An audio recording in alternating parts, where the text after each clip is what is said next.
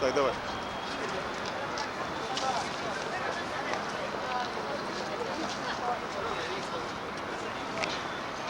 Get off the couch.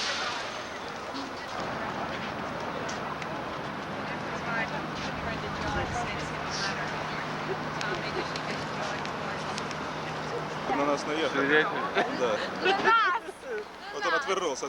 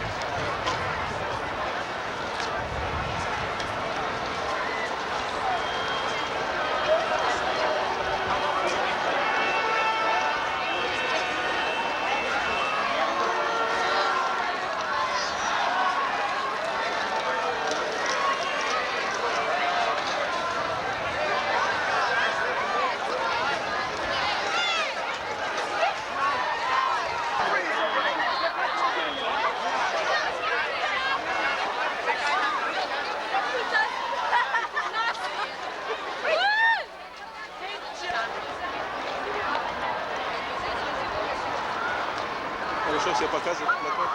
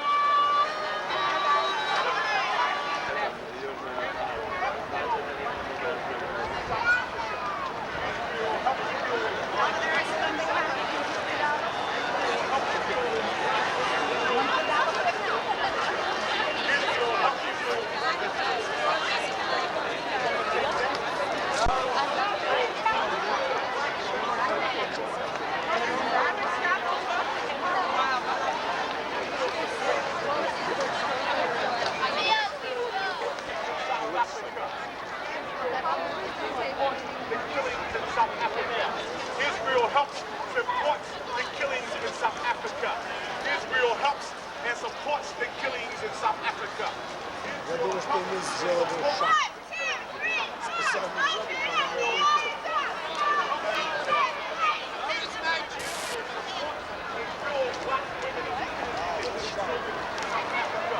Israel supports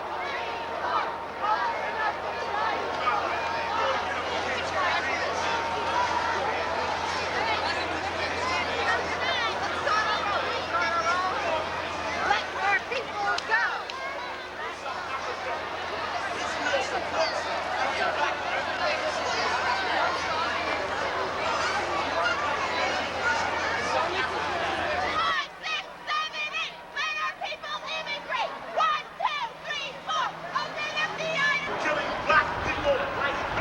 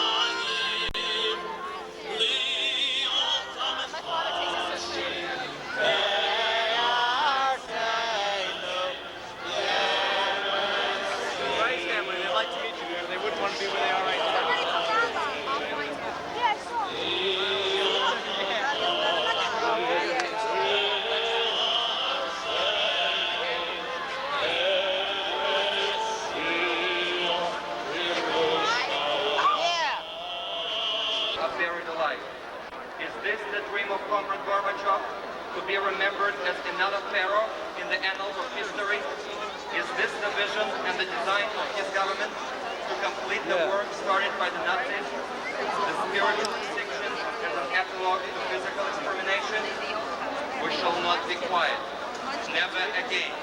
Out of this plasma goes a call to every free human being in the world. Thou shalt not forget your brother's agony, and out of our hearts goes to all our brethren Soviet Jews. You are not alone. In your affliction, we are afflicted. You will not be blackmailed into thinking we will outlive the fate of Stalin's disciples and Israel life.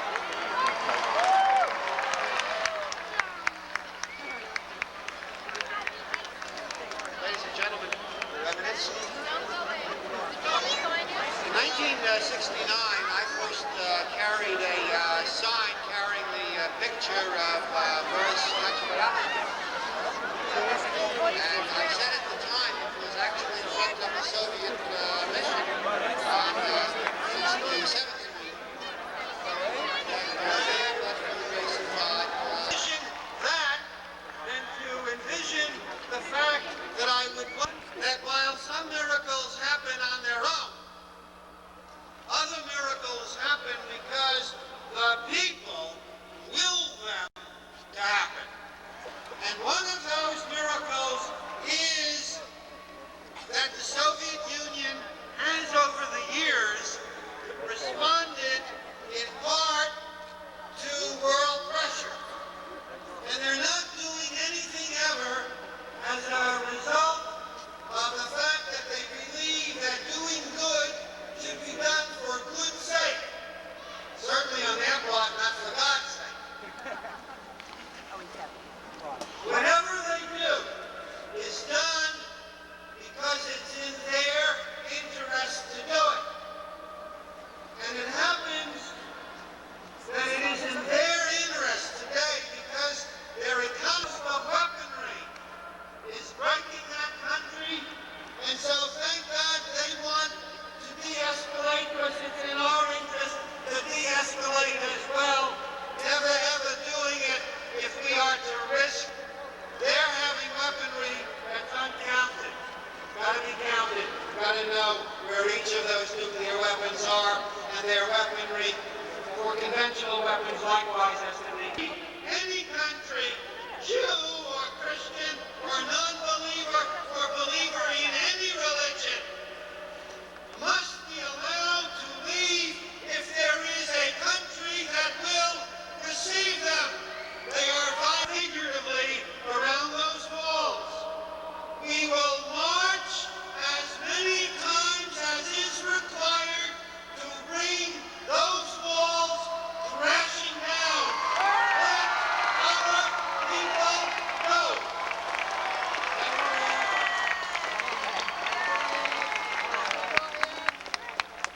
Fighters in the battle for freedom.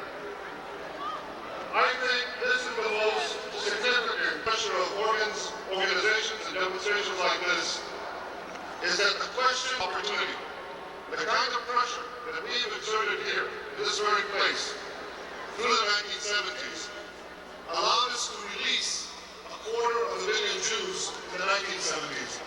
In the 1980s, the stakes are much higher and the possibilities are much higher. We have to keep up the pressure. And if we do, I believe that we can let out, we can force the Soviets to release every one of the Jews who wants to leave the Soviet Union, starting with the 400,000. Now this brings me to the great danger that we face today. You see, the possibility is that we will be seduced by the Soviets. They understand, they've rewritten the law that allows immigration, to basically enable them to let out 30,000 Jews and then shut the doors.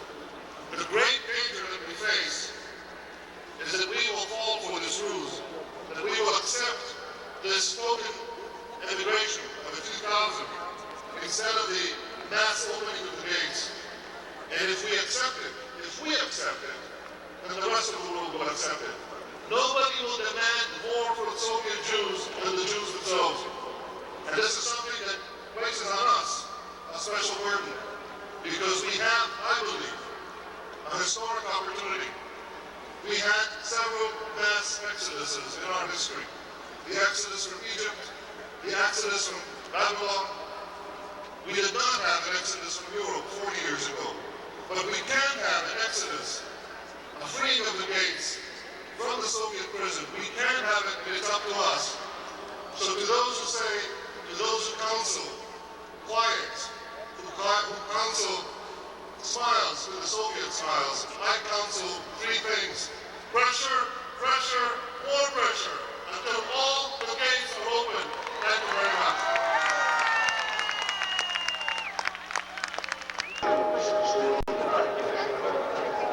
At this time of change and hope and loss, we will say soon you will meet some of the leading figures inside the Soviet Union, speaking to this event today through the cameras smuggled into their phones, the videotapes smuggled out of the Soviet Union.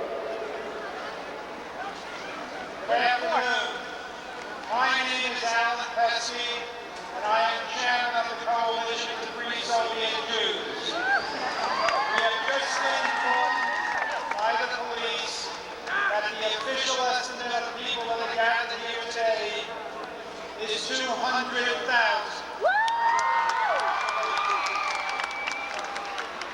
Today is a message from physical freedom to spiritual redemption.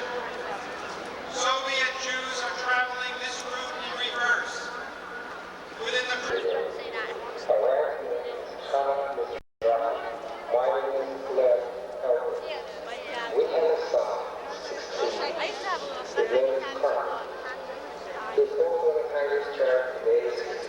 to practice and transmitting religious and cultural traditions in institutional life. Consequently, if they can do it as a Soviet state, so can the Soviet Union. And they will do it when they feel enough pressure. They will do it when they know that the only route... And we here need in your support, and we feel your support every day. Without the support, we can't exist. Every year during the Passover, we Little things I should have said. I just never took.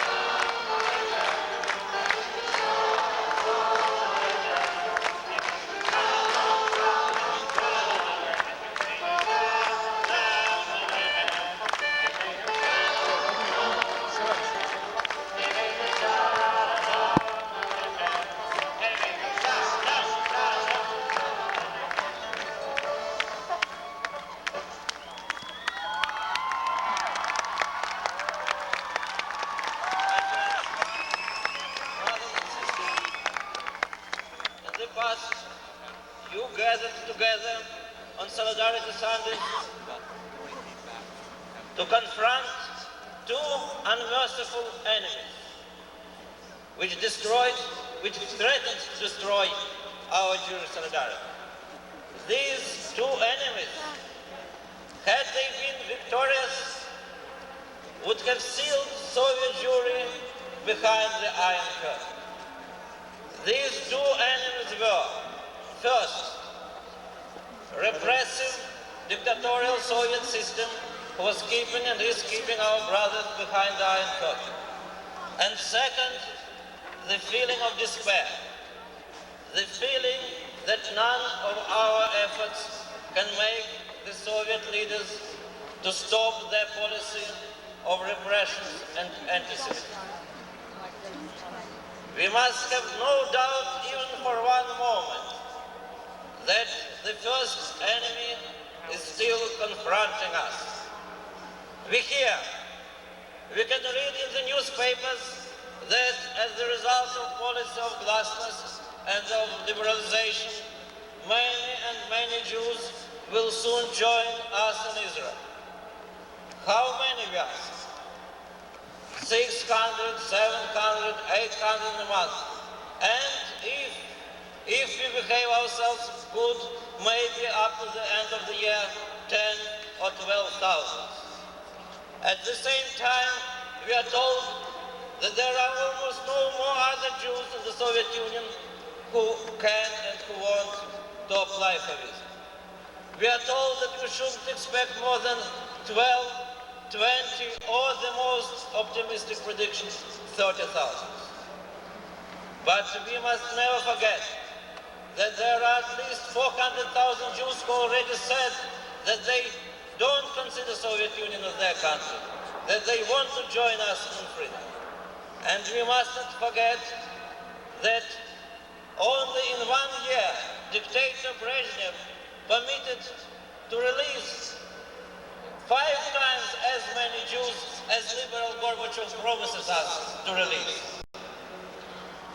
We must not forget that it is liberal Gorbachev who passed a new anti-immigration law under which 90% of those 400,000 Jews who are waiting for visa cannot even apply.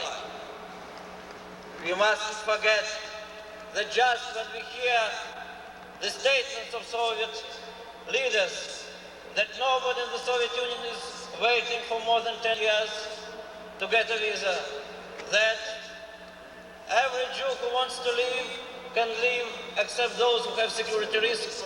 We know that the list of refuseniks who are waiting for 10, 15, 17 years becomes longer and longer every day. You saw their faces now, you heard their voices. And we must not forget that just in the last months and weeks of optimistical promises, this so-called security risk was brought into absurdity when people are given refusals not only because they are waiting, that 25 years ago they served in the Soviet army, but because their parents many years ago had security risks. So we mustn't have any doubts. The struggle with Soviet leaders is still ahead. And what about our second enemy? The feeling of despair. For many years, we struggled against this enemy. In prisons and in camps, in Moscow and Leningrad, in the streets of Jerusalem and in the streets of New York, we had to fight against cynical voices of those who are saying that we cannot change the things in the Soviet Union. And now, if today the Soviet leaders can no more ignore our problem, if they have to address the issue of freedom of immigration, if with every day we hear about the release of one or another prisoner of Zion, or one or another all-time refugee, it's the proof that we, in this struggle, we are winning. We don't feel any more despair, but dangerous. And it is the feeling of false optimism, of complacency. It is this feeling of false optimism which makes us to think that the struggle is over before the victory is reached.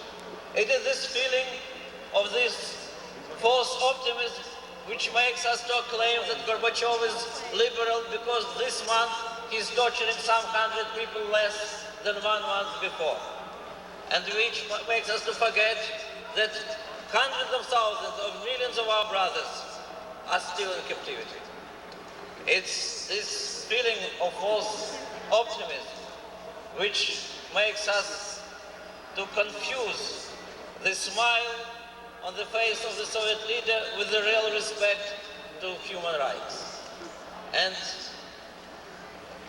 disodorant dictatorship with the real democracy.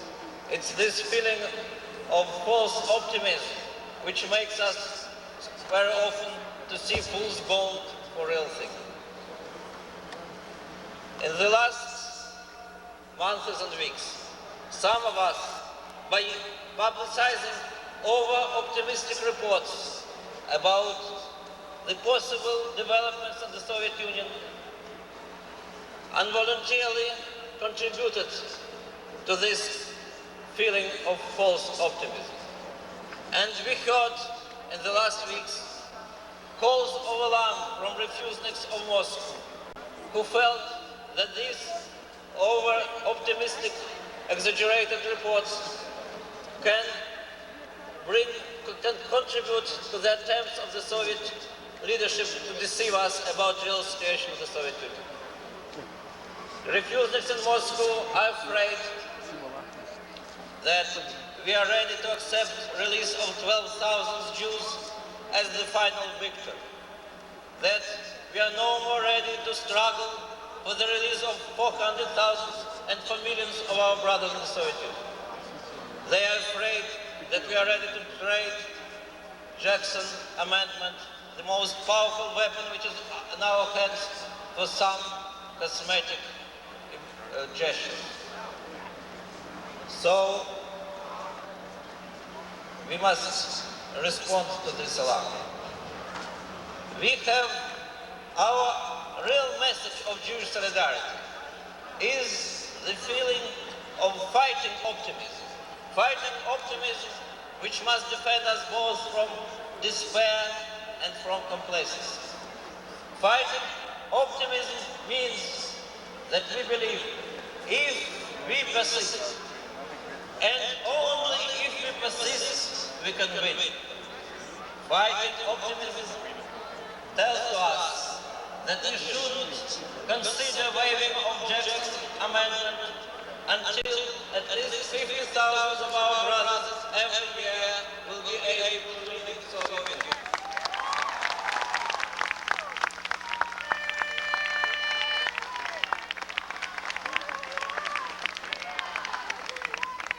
Solidarity of Jewish people in Israel and in diaspora, in freedom and in slavery.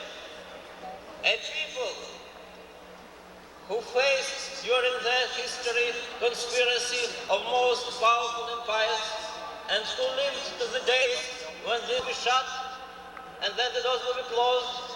They will be closed. They will be shut in the face of 12,001st, and he is our brother. And if tomorrow 30, 40, 50,000 Jews will be released, and then the doors will be slammed shut. They will be shut in the face of the 50,001st, and this Jew is also our brother. Only when the last Jew will join us in freedom, we can relax our struggle. Our solidarity is broken, that we are no more struggling for hundreds of thousands and for millions of our brothers in the Soviet Union. Let us now, today, here, correct this misimpression. Let us hear your voice, which will be loud and clear.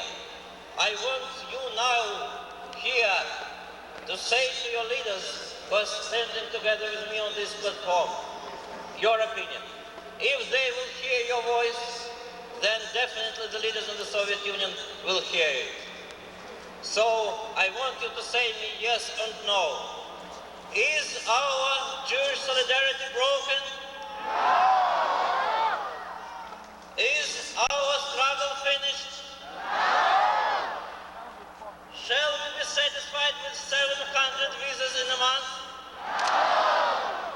Shall we be satisfied with 12,000 Jews leaving Soviet Union? With 20,000 Jews? Shall we stop struggling until the last of our brothers will join us in freedom? I hope the message is clear to everybody.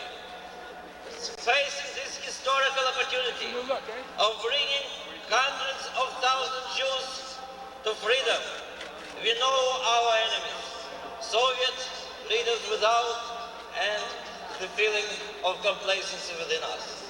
We know our real weapon, fighting optimism.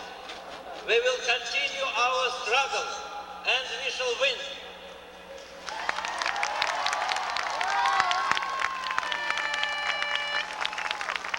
My name is Joseph Mendelevich.